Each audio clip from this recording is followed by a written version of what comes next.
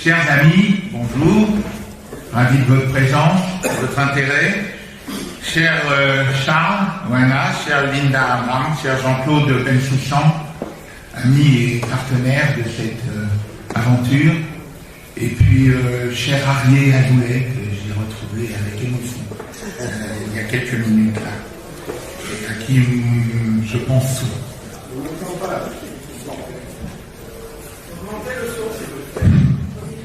Comme ça va mieux, je crois. Il avait 22 ans, étudiant en lettres et philosophie dans le début des années 70. Il était donc, comme beaucoup, jeune militant gauchiste. D'option anarcho-trotskiste, il croyait, à l'instar du titre d'une revue de référence intellectuelle, qu'il n'y avait pas d'autre alternative que socialisme ou barbarie. Il venait d'une famille de juifs communistes tout attachés, sans même un trait de mur. À la maison paternelle, chaque jour, on lisait l'Humanité, et puis la Neue Presse, la presse nouvelle, en yiddish cette fois, mais toujours communiste. Du côté de son père, ses parents, ses grands-parents, j'avais connu, venaient de Kovno, en Lituanie, et de Kamenets-Podolsk, en Biélorussie. Du côté de sa mère, ses parents venaient de l'autre côté de la zone de résidence où étaient astreints de demeurer les Juifs sous l'Empire tsariste, du côté non plus de la mer Baltique, mais de la mer Noire, du côté de Kishinev et de Bessel. La quasi-totalité de ces apparentés, ascendants ou collatéraux familiaux, du côté paternel comme maternel, avaient disparu dans la Shoah. Le père de son père, fils de rabbin, avait opté pour l'Argentine avant de venir à Paris, précisément sur les terres du baron de Hirsch, dans la Pampa centrale, un de ces rodio gauchos d'une bourgade nommée Moïse Soledad. Cow-boy et juif, une légende pour enfants. Son père fut héros dans la résistance dans les FTP Moy, arrêté par Vichy, déporté à Dachau. Sa mère fut sauvée par une famille amie qui l'amena à se cacher hors de Paris. Gamin, il connaissait mieux les noms des sites de l'archipel de la destruction des Juifs que les toponymes de l'histoire antique du peuple hébreu. Il savait juste, au lycée, tabasser tous les garçons de son âge qui s'aventuraient dans des propos antisémites.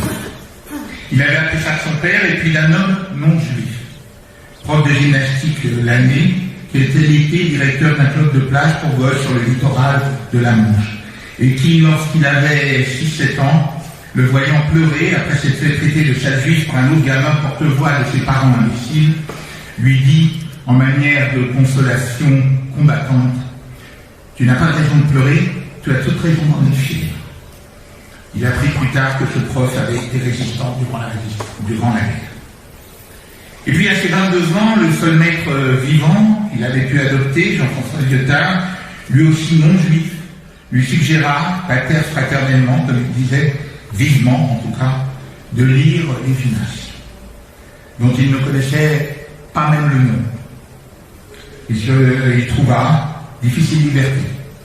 Le titre était attirant, le recueil d'articles et la variété des thèmes traités qu'il annonçait captivant.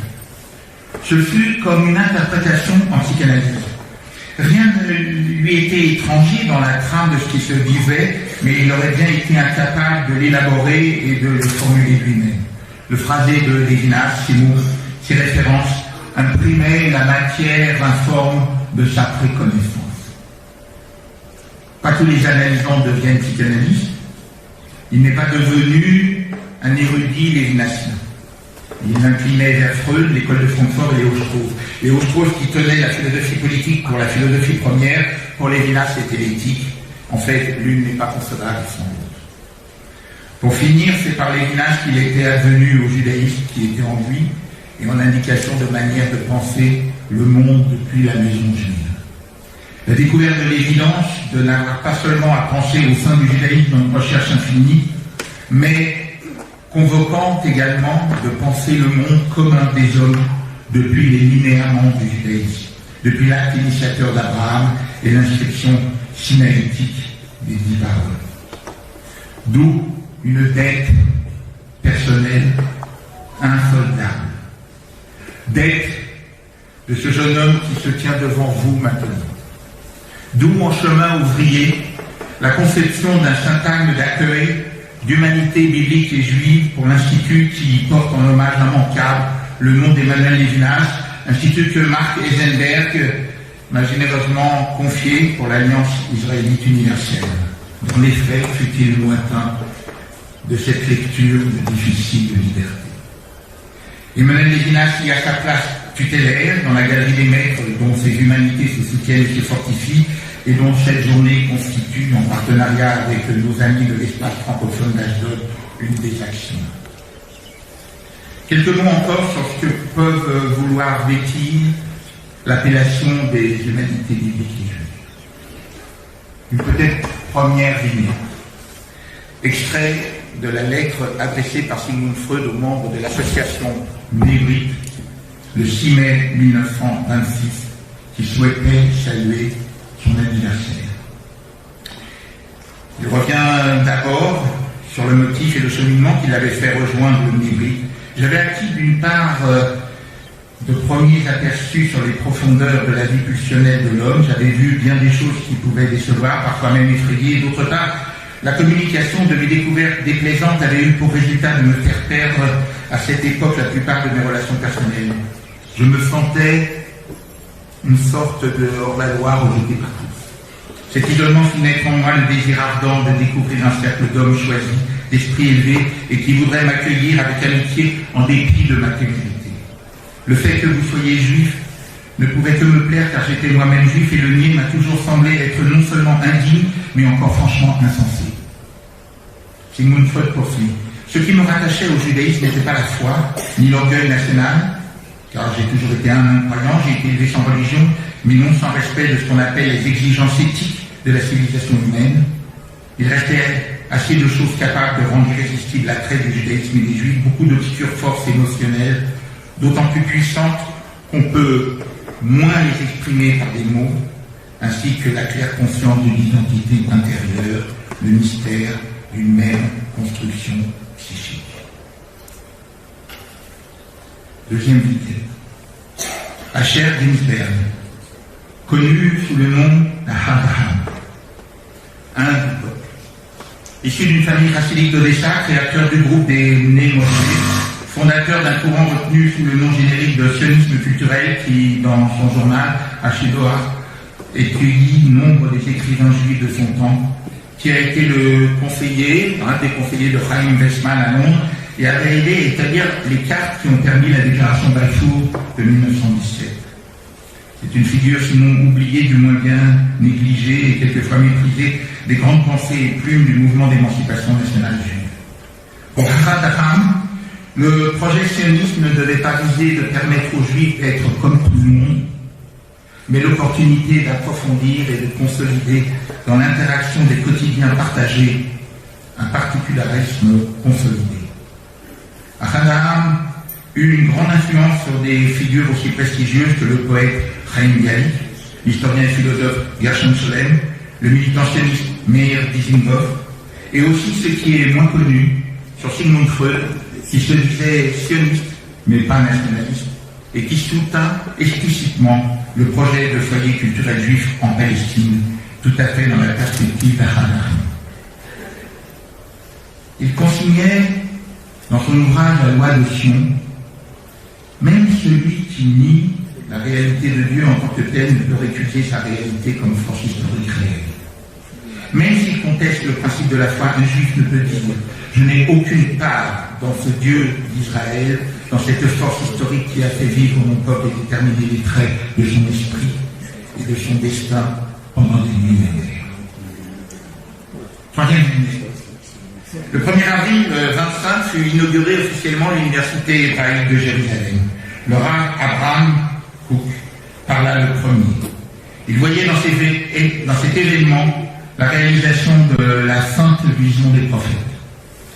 Il évoqua deux tendances complémentaires dans le judaïsme, l'une tournée vers l'intérieur, l'autre vers l'extérieur. La première est servie par la Torah qui nourrit l'âme d'Israël telle qu'elle s'étudie depuis toujours dans les yeshivot. La seconde sert à propager les idées et les valeurs juives au sein des nations.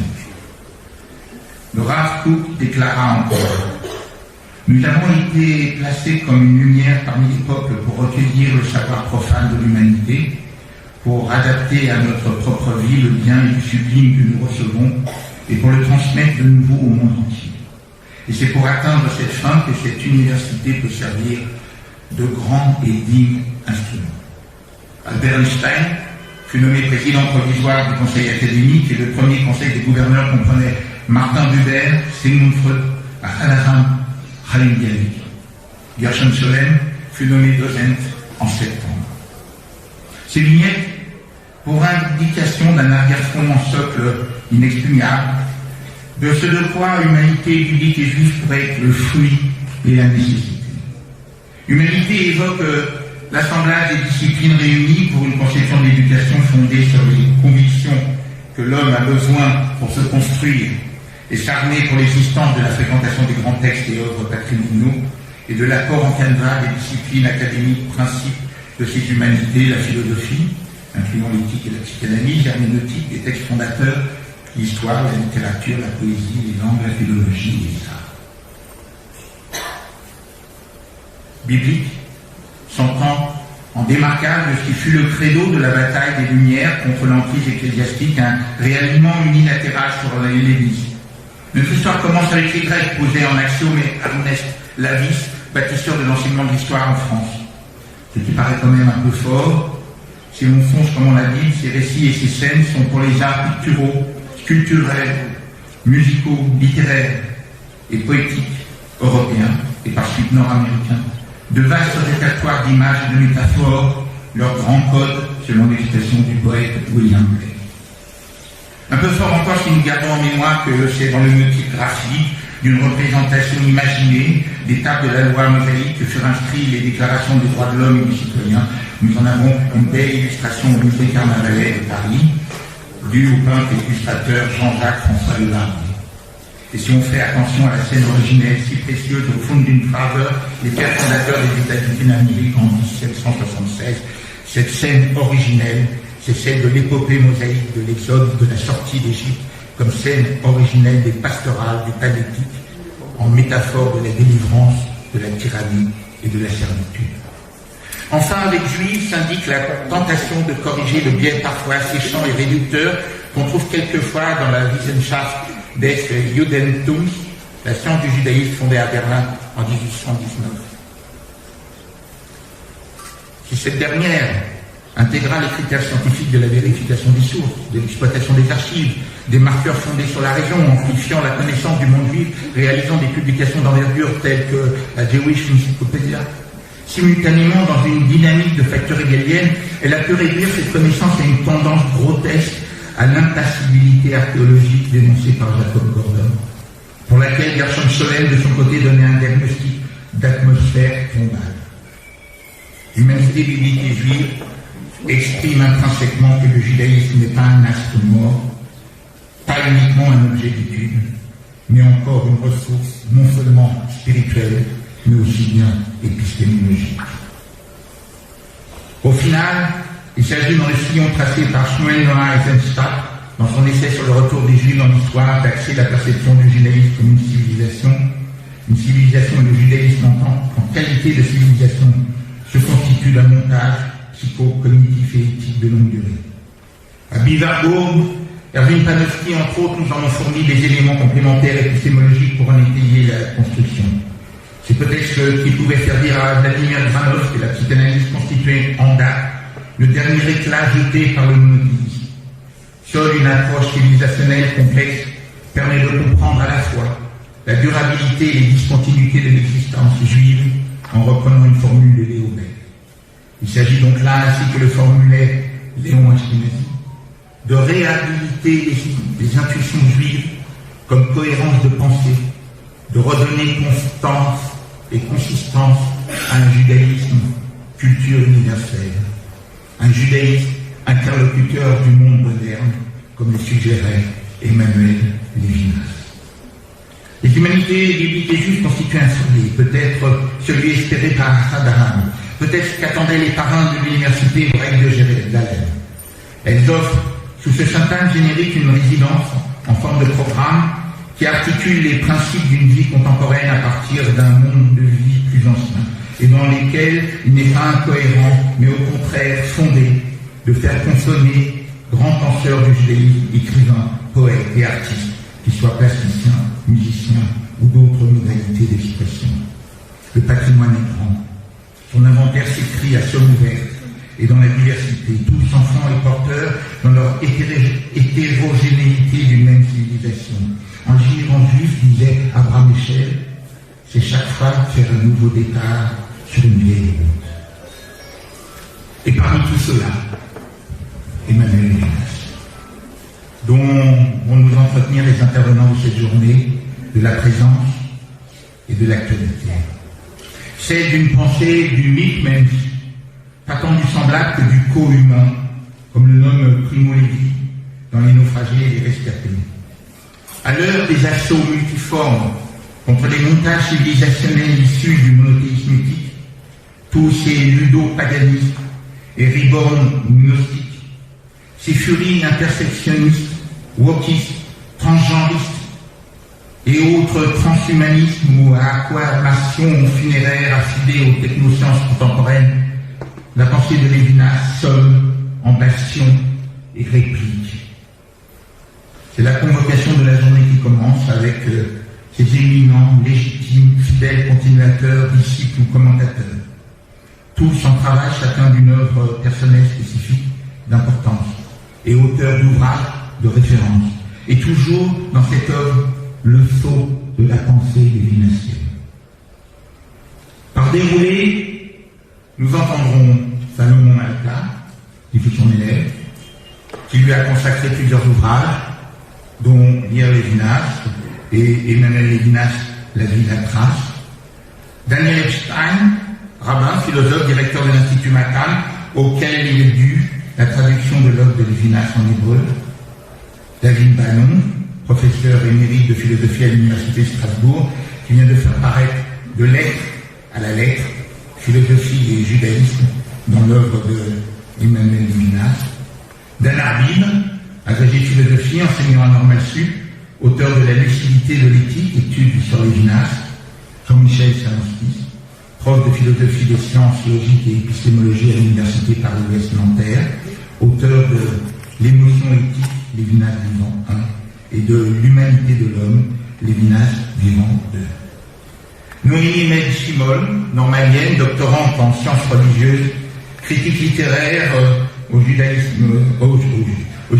Post, a publié dans le recueil Les philosophes face au nazisme une étude sur les théologies juives après la Shoah, et elle prépare une thèse sur le serment judiciaire en droit talmudique et celle de philosophie du droit.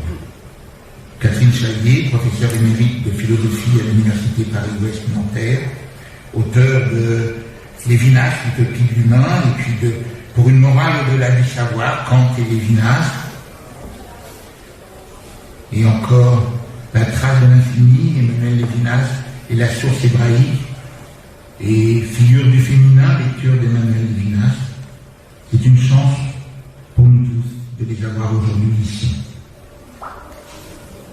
Il y a un temps pour enseigner, il y a un temps pour apprendre. Ils ne cessent de s'entrecroiser et s'enlacer au fil de nos existences. Dans cette occasion, je suis heureux de descendre du promontoire et d'être simple étudiant attentif, parmi vous tous et comme vous tous, pour écouter tout ce que nos amis invités savants vont nous offrir à apprendre, entendre